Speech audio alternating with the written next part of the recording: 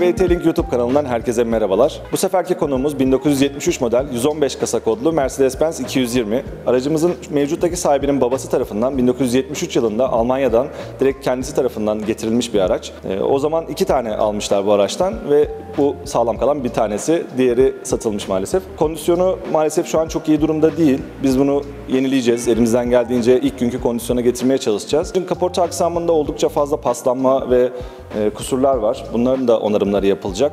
Daha önce bir boya işlemi görmüş aracımız. Daha önce motor olarak herhangi bir bakım görmemiş, yani bir rektifiye işlemi olmamış. Hala ilk günkü motor bloğu şeklinde kullanılıyor ama boya durumu çok iyi değil. O yüzden boyasıyla ilgili elimizden gelen her şeyi yapacağız. Şimdi biraz detaylarından bahsedelim sizlere. Aracımızın krom ve nikelaj aksamlarında yıpranmalar var. Çok belli olmasa da bunlar yakından bakıldığında oldukça okside olmuş ve bazı yerlerinde kabarmalar var. Aynı şekilde tamponda da mesela yakından gösterebilirsek buralarda da oldukça soyulmalar var. Artık görüntülerin tamamen bozulmuş. Mesela farların içinde yakından gösterebilirsen Cem. Farların içinde bazı parçalar eksik. Mesela reflektör kısmı yok ve içi korozyon olmuş, paslanmış. Bu farların da içleri temizlenecek. Oradaki eksik parçalar tamamlanacak ve yenilenecek bu da. Nikelajların hepsi, yani tamponlar, cam çıtaları, yan çıtalar hepsi yenilenecek. Cam çıtaları var. Mesela buralarda hem okside olmuş hem de çok çizikli. Bunlar da yenilenecek. Tekrar parlatılacak bunlar. Aynı şekilde kapı kollarının üzerinde görürsünüz artık buralar sapsarı olmuş. Yıllara bağlı olarak, kullanıma bağlı olarak bunlar çok fazla deformasyon olmuş. Onlar da yenilenecek tamamen. Bu nikelajların dışında aracın boyası ve kaportasıyla ilgili kısımlara da biraz değinmek gerekiyor. Mesela şu bağlantı yerlerinde görebileceğiniz paslanmalar hep alttan gelen sıkıntılar. Yani daha önce araç bir boyanmış ama onarımlar çok düzgün olmadığı için de buradaki paslanmalar devam ediyor gördüğünüz gibi. Boya artık tutunmayacak hale gelmiş pastan dolayı. Yani parmağınızla bile kopartabiliyorsunuz. Bunların tamamı temizlenecek. Eğer çürümeler çok ilerlemişse buradaki parçaların da yenilenmesi gerekecek. Aracın neredeyse tüm aksamlarında, tüm parçalarında paslanmalar mevcut. Çamurluk ağızları zaten genelde bu araçlarda hep kronik oluyor. Buralarda paslanmalar, kabarmalar var. Mesela burası kabarmış ama daha açılmamış. Buraya dokunduğumuz anda zaten burası da şöyle bir şekilde paslanmıştır altı. Bagaj üstü nikelajında kabarmaları görebilirsiniz. Bunlar hep artık zamanla kabarmış üzerindeki kaplamalar. Bunlar da yenilenecek. Aynı şekilde mesela tampon şu an kirli gibi duruyor. Aslında temiz ama oksidasyondan dolayı artık özelliğini yitirmiş. Biraz önce bahsettiğimiz bu paslı alanlardan birisi de burası. Burada da ciddi anlamda bir pas var altta. Hatta çürüme çok ileri seviyeye gelmiş. Bak, burada bir delik bile var hatta. Mesela yakından gösterebilirsek. Şurada bir delik bile var. Dolayısıyla burada artık kaporta onarımları veya temizliklerle bunlar düzelmez. Burada büyük ihtimalle parça eklenmesi gerekecek buraya. Gördüğünüz gibi parmağımla bile dokunduğumda burası deliniyor. Aracımızın ön kapısında da ciddi anlamda bir paslanma var ve burada da yine aynı şekilde saç tamamen erimiş ve gördüğünüz gibi parmağım içine girebilecek kadar parça kopmuş oradan ve çürümüş. Dolayısıyla buranın da sacının yenilenmesi gerekiyor. Aracın genel iç kondisyonu aslında iyi ama bazı detayları yine eksik dışında olduğu gibi. Genel olarak koltuk döşemeleri iyi durumda. Kumaşları güzel, derileri de güzel ama taban halısı ve kapı içinde bazı parçalarda sıkıntılar var. Burada bir cep olması gerekiyor. Bu cep parça koptuğu için değişmiş ama bu parçayı bulmuş araç sahibi. Bunu yenileyip buraya takacağız tekrar. Taban halısında sıkıntılar var. Bunları da göstereyim ben size. Şöyle gördüğünüz gibi taban halısı artık çürümüş ve dağılıyor artık. Bunu da eğer orijinalini bulabilirsek orijinaliyle, bulamazsak çözüm ortaklarımıza yenisini yaptırarak orijinal şekilde değiştireceğiz burayı da. Aracın içindeki bir diğer sıkıntı da pandizotta artık kumaş döşeme özelliğini yitirmiş ve parçalanmaya başlamış. Buradan gösterebilirim şöyle. Tamamen çürümüş ve çözülüyor artık böyle. Bunun da yenisi yapılacak. Bunu da yaptırıp buraya monte edeceğiz. Onun haricinde tavan döşemesi gayet iyi durumda. Sadece temizlikle kurtarılacak durumda. Yenilemeye gerek yok. Orayı sadece temizlik yapacağız.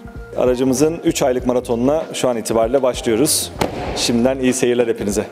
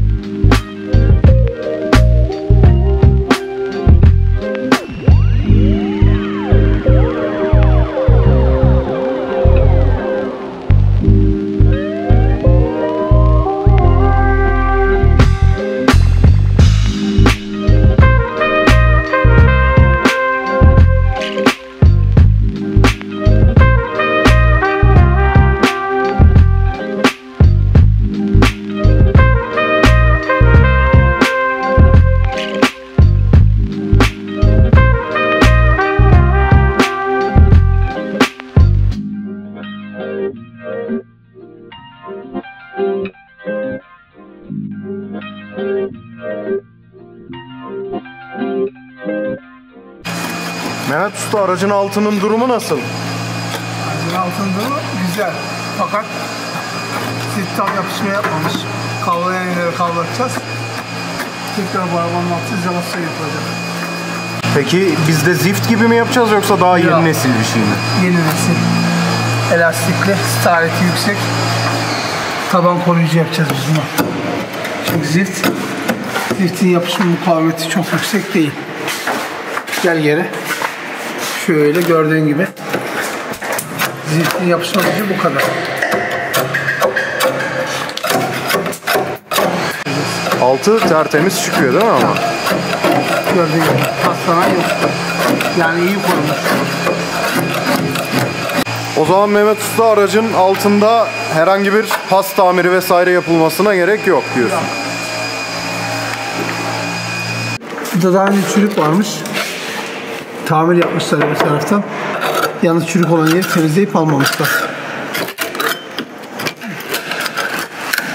Ama yapısal bir sıkıntısı yok temizleyince. Yok. Temizlenecek sadece.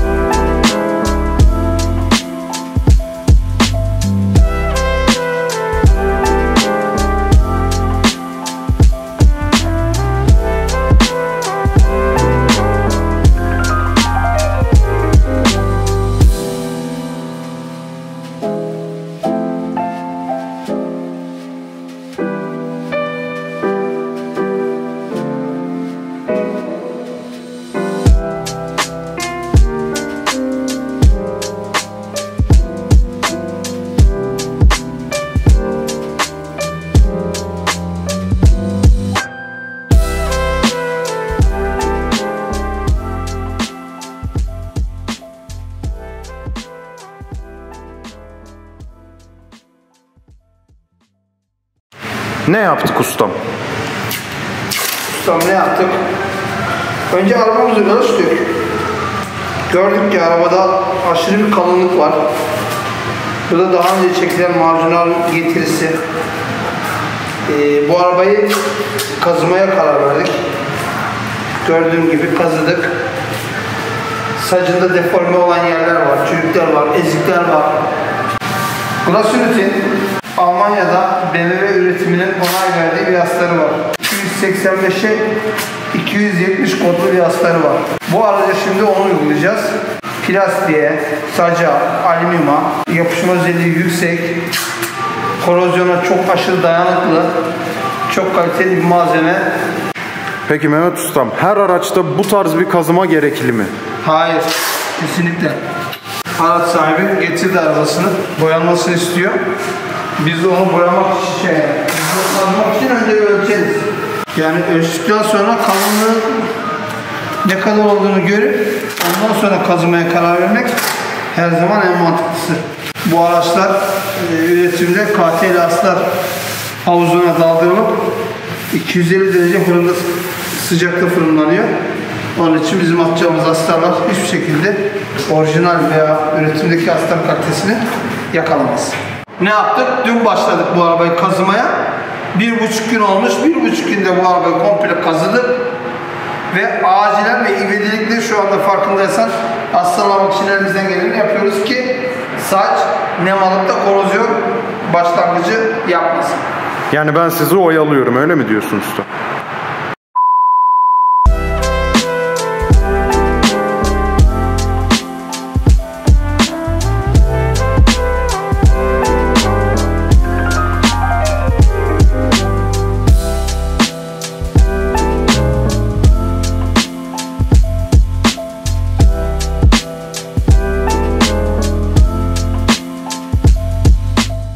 Glasurit 839-20 astar uygulandıktan sonra araç çekici ile kaporta atölyemize götürüldü.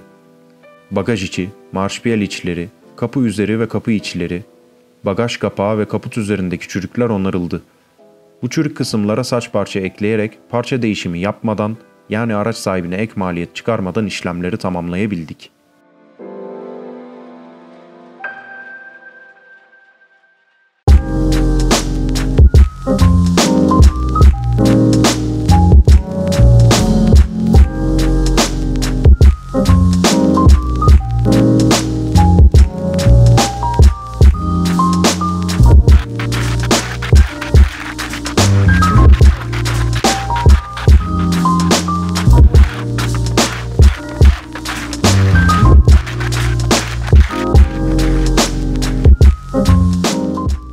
Araç kaporta onarımından geldikten sonra ilk işimiz bagaj içi ve taban kısmında Glasurit 839-20 astar uygulaması oldu. Akabinde pütür uygulamalarını tamamladık.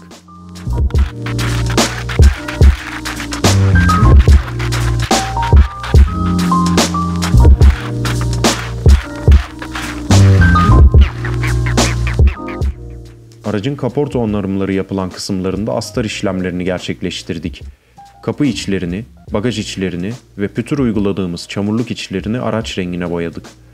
Bu sayede sökülen parçaları araca tekrar asarak tek parçada boyayabiliriz.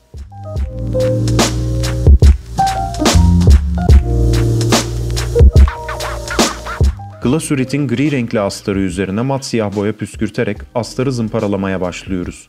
Sis boyası denen bu teknik sayesinde gözden kaçan kaporta kusurları siyah boyalı olarak kalacak ve hemen müdahale edebileceğiz.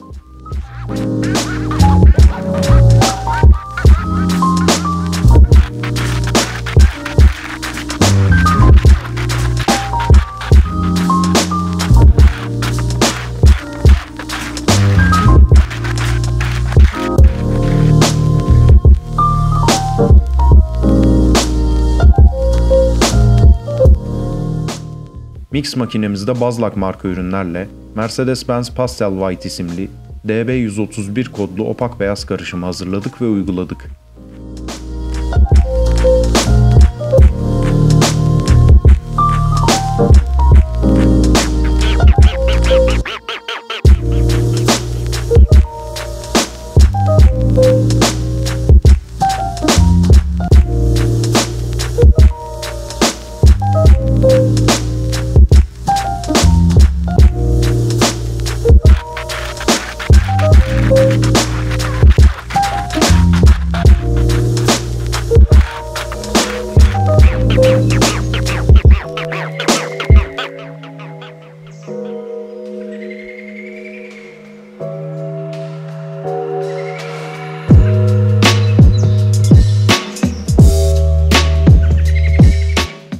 Boya onarımları gerçekleştikten sonra boya yüzeyini mükemmelleştirmek için zımpara uygulamalarını tamamlıyoruz. Ardından Nanolex pasta grubu ürünler kullanarak boyayı kusursuz bir şekilde parlatacağız. Sırasıyla Nanolex Ultra Cut Polish, Nanolex Medium Cut Polish ve Nanolex Finishing Polish kullanıyoruz.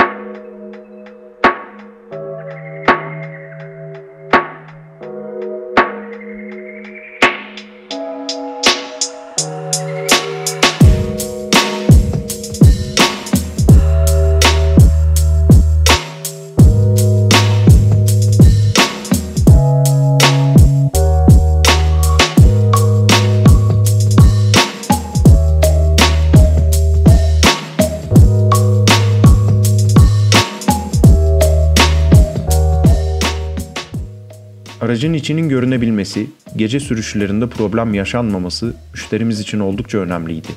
Bu sebeple Cliff Designs Function Extreme seramik bazlı cam filmleri kullanarak bütün camlarda cam filmi uygulamalarını tamamladık. Nihayet aracı teslimat işlemleri için hazırlayabiliriz. Krom parçalar iş ortaklarımızla revize edilmişti. Fakat daha parlak olabilmeleri için Nanolex metal polish ile polisaj yapıyoruz. Bu gibi alanlarda Rupes Hybrid Nano Polisher en büyük yardımcımız oluyor.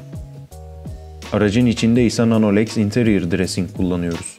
Plastik, deri, vinil gibi iç aksamlarda kullanılabilen bu ürün temiz ve mat görünümü uzun süre koruyacak. Ayrıca parçaları güneş ışınlarına karşı da koruma altına alacak.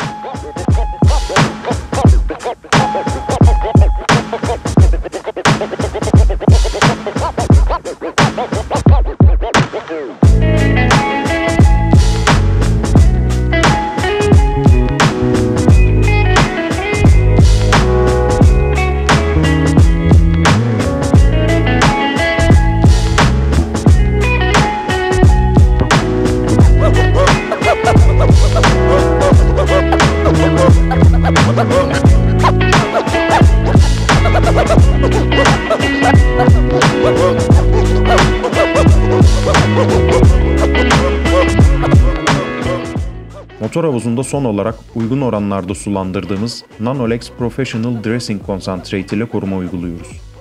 Plastik ve kauçuk aksamlarda görünümü tazelemenin en kolay yolu olan bu ürün, antistatik yapısı sayesinde toz çekmeyecek ve en az 6 ay boyunca görünümünü koruyacak.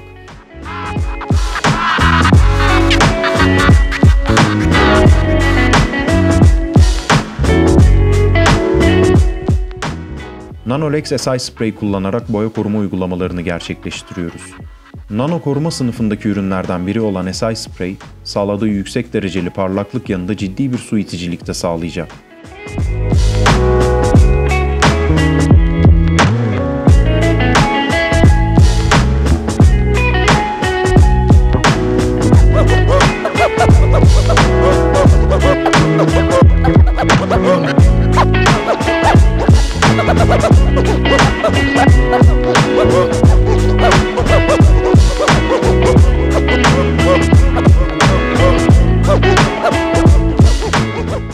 Hem cam temizleyici hem de cam su itici sınıfında yer alan nadir ürünlerden.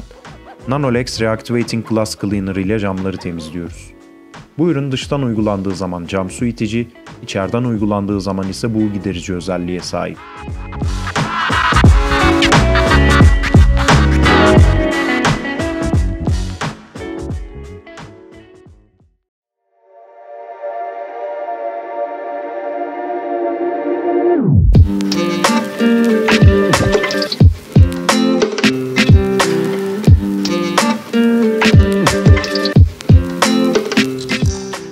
Ve nihayet 3 ay süren zorlu bir maratondan sonra Mercedes-Benz W115 teslimata hazır.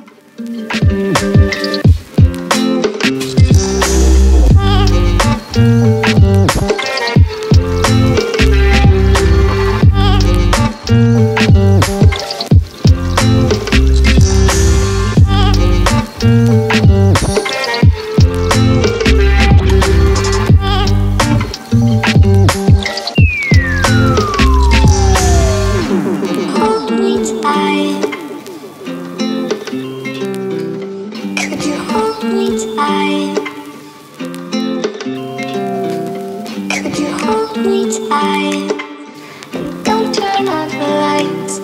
I don't wanna fight with you.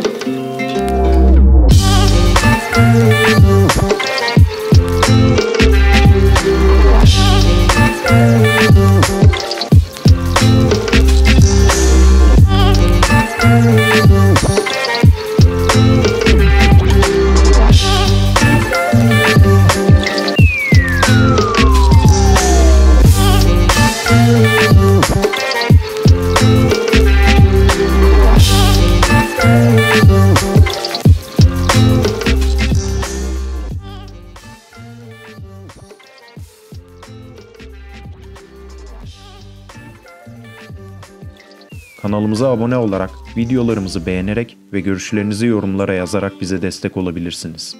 Ayrıca videolarımızı ilgilenebileceğini düşündüğünüz arkadaşlarınızla paylaşabilirsiniz. Bir başka videoda görüşene dek sağlıklı kalın. Don't turn on the lights. I don't wanna fight with you.